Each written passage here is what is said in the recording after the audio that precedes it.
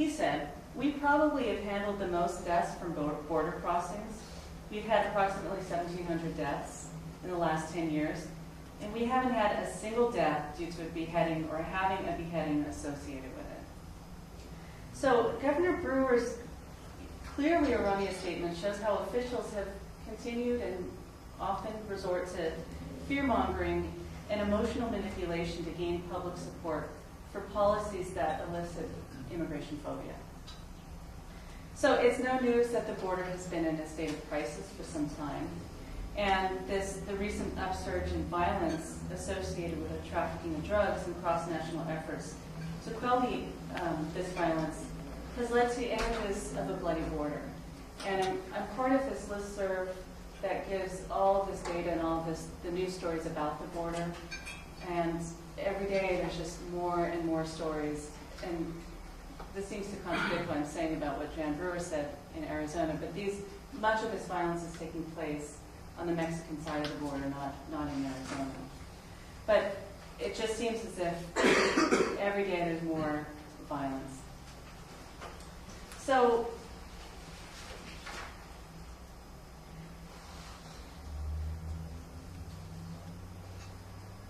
a lot of the images and ideas and news stories about the border also share the same tropes and themes. And it is notoriously difficult to be a journalist in Mexico, especially along the border, and especially if you cover anything related to the drug war in Juarez, the site really of much of the gang-related drug violence.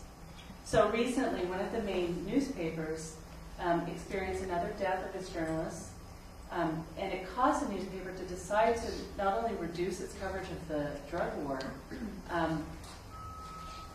many border media outlets have actually completely stopped coverage of the border violence, but it also made them directly address people who are behind this violence. So they said in a major editorial on September 19th, "Leaders of the different organizations that are fighting for the control of Juarez. The loss of 2 reporters from this publishing house in less than 2 years represents an irreparable sorrow for all of us who work here, and in particular for their families. We ask you to explain what you want from us, what we should try to publish or not publish, so we know what to expect." So the editorial shows just how exasperated and desperate border media outlets have become. So while the U.S. continues to put out all these sensational accounts and gory images, border media on the Mexican side is experiencing the real effects of these representations, the real violence that ensues from this. So the main difference between U.S. and Mexican coverage is how each media outlet frames the border and experiences the violence associated with it. So there have been a number of films that exploit this mood of violence lately, and this mood of kind of terror and mayhem at the border. And all of this harkens back to images, I think, created by Hollywood around the Old West.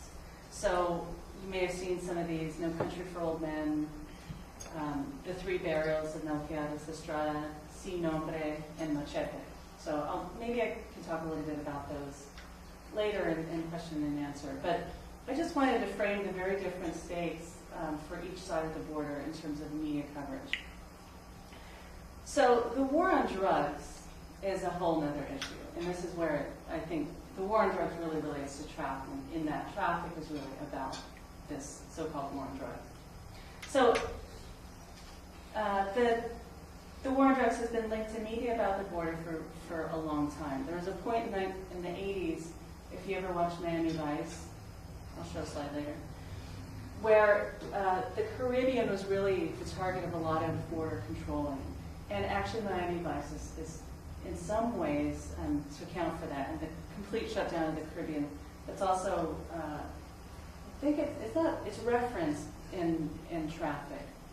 But that shutdown of the Caribbean led to a shift of focus to the border between the United States and Mexico. So by the 80s, by the mid-80s, you have incredible focus on the border between the U.S. and Mexico as a source of, or as a transit point of drugs.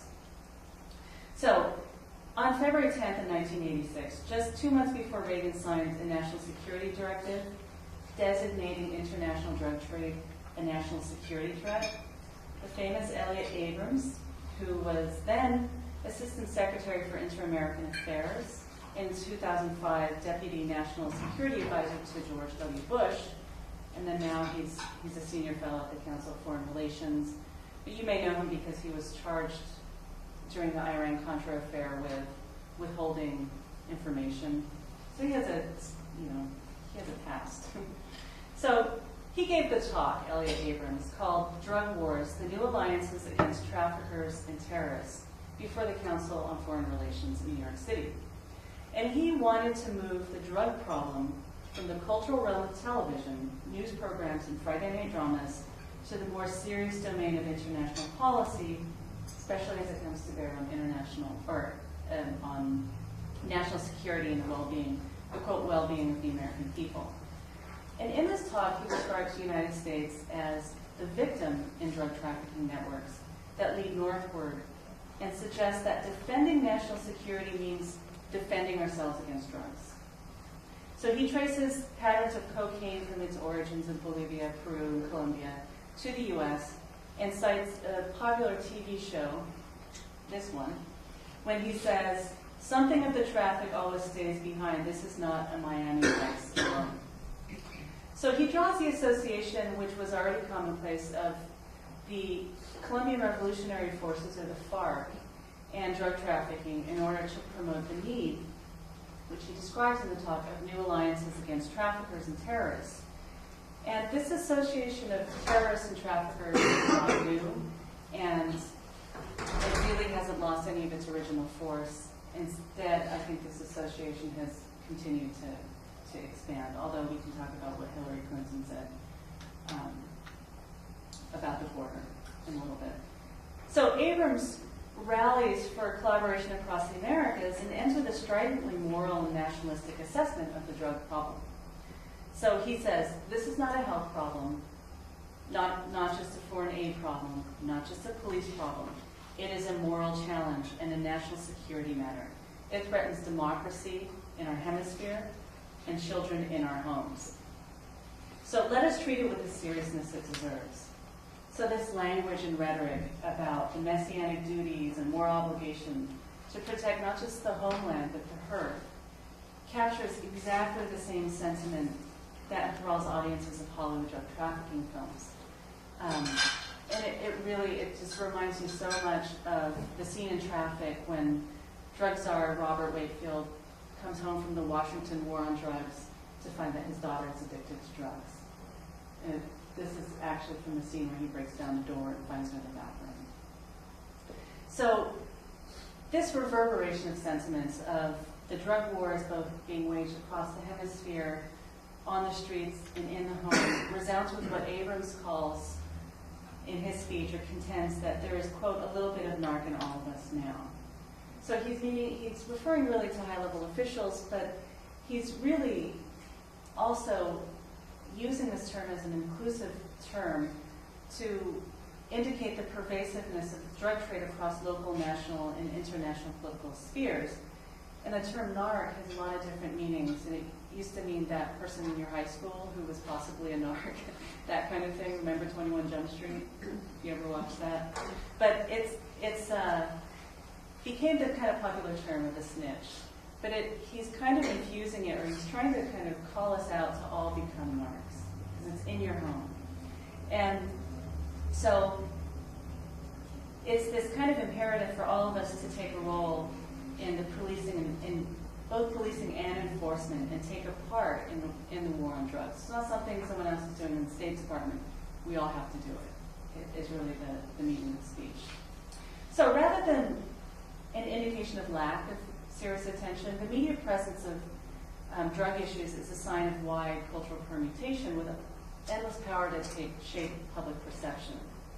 So the TV shows and films from the 80s, all the way up into the present, are really fundamental in bringing out that narc in all of us.